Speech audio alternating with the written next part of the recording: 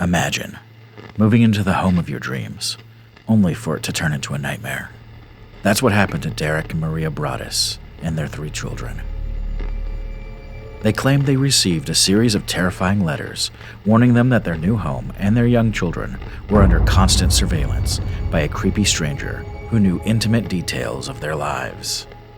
He called himself the Watcher. The Broadduses bought a 6-bedroom, 3,800 square foot Dutch colonial in 2014. The quiet little town of Westfield, New Jersey was the ideal place to raise their 3 children and live out the American dream, as it was ranked one of the safest places to live in the nation. The house was located just around the corner from Maria's childhood home, and the school districts were amazing. Not to mention that Manhattan was only about 30 miles away. What's not to love? That was until the letters arrived. In June, the Broadduses were still working on renovating the home, and Derek had just finished the day of painting the house by checking the mailbox. That's when he discovered a white, card-sized envelope addressed in thick handwriting to the new owner. The letter started off polite, but quickly deteriorated into strange claims and threats. The author claimed that his family was in charge of watching the house, which was built in 1905, and that it was now his turn to take over the family duty. "Do you know the history of the house?" the Watcher wrote. 657 Boulevard has been the subject of my family for decades now, and as it approaches its 110th birthday, I have been put in charge of watching and waiting for its second coming. My grandfather watched the house in the 1920s, and my father watched in the 1960s. It's now my time. Do you know the history of the house? Do you know what lies within the walls of 657 Boulevard? Why are you here? I will find out. The letter also said, I asked the Woods to bring me young blood, and it looks like they listened. Referring to the house's previous owners, the letter asked the children's names, saying, Do you need to fill the house with the young blood I requested? Better for me. Was your old house too small for your growing family? Or was it greed to bring me your children? Once I know their names, I can call to them and draw them to me. As you would expect, Derek was disturbed by the letter and immediately contacted the Westfield Police Department. They told the Broadduses to lock up their renovation equipment, keep their windows closed, and not tell their neighbors about the letters. Everyone was a suspect. Maria reached out to the Woods, the former owners of the house on 657 Boulevard. Andrea Woods did in fact confirm that she once received a letter from someone claiming to be the Watcher, but she didn't remember what it said, and she threw it away shortly after receiving it.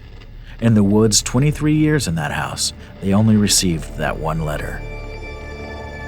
For 2 weeks, the Broaddus family fought the feeling of being watched in their own home, jumping at every sound and creak in that old house. Then the second letter arrived. This time, it was addressed to the Broadduses by name, and the Watcher listed out their 3 children by birth order and nickname.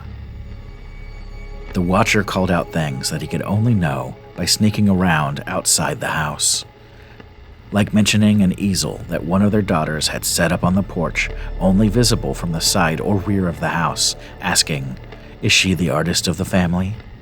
In the second letter, the Watcher kept claiming that there was something hidden in the walls of the house, and kept thanking the parents for bringing new blood into the house.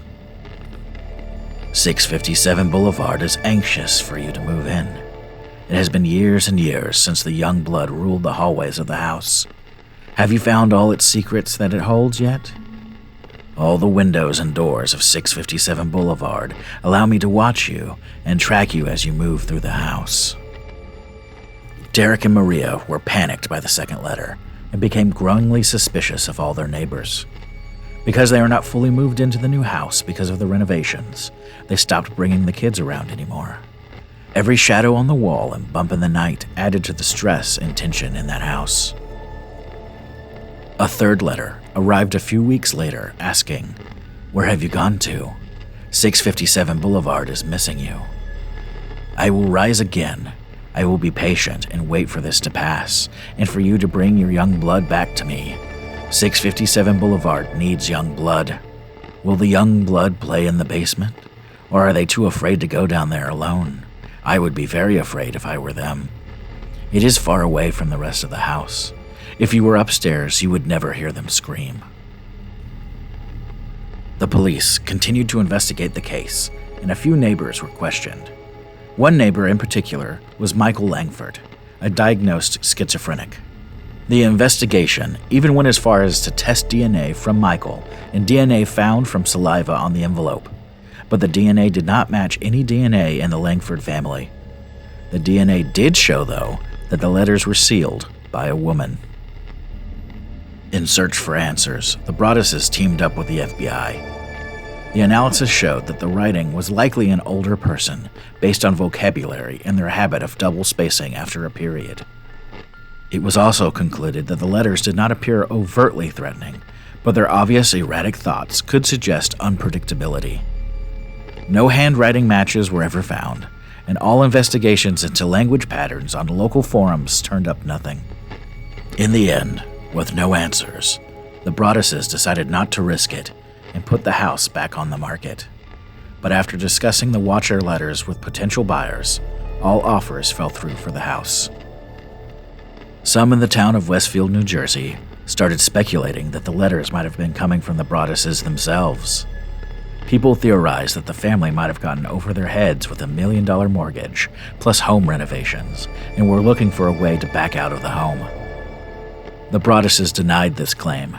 Mr. Broaddus has consistently denied the accusations and hit back on social media about any theories involving the family. The family made an effort in 2016 to tear down the house and sell the lot, but the plans were never approved. That's when the final letter arrived.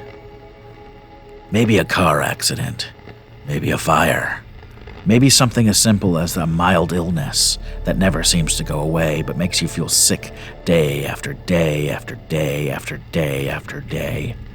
Maybe the mysterious death of a pet. Loved ones suddenly die. Planes and cars and bicycles crash. Bones break.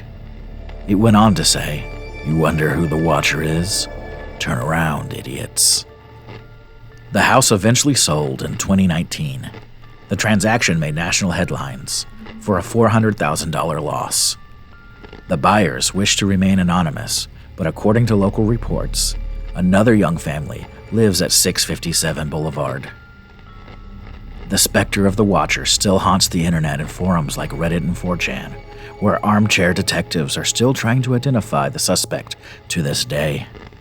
Whoever it might be, as of now, is still silent in New Jersey. There have been no new letters from the Watcher, but who knows for how long. Thanks for watching. If you like this video, click subscribe and hit the like button.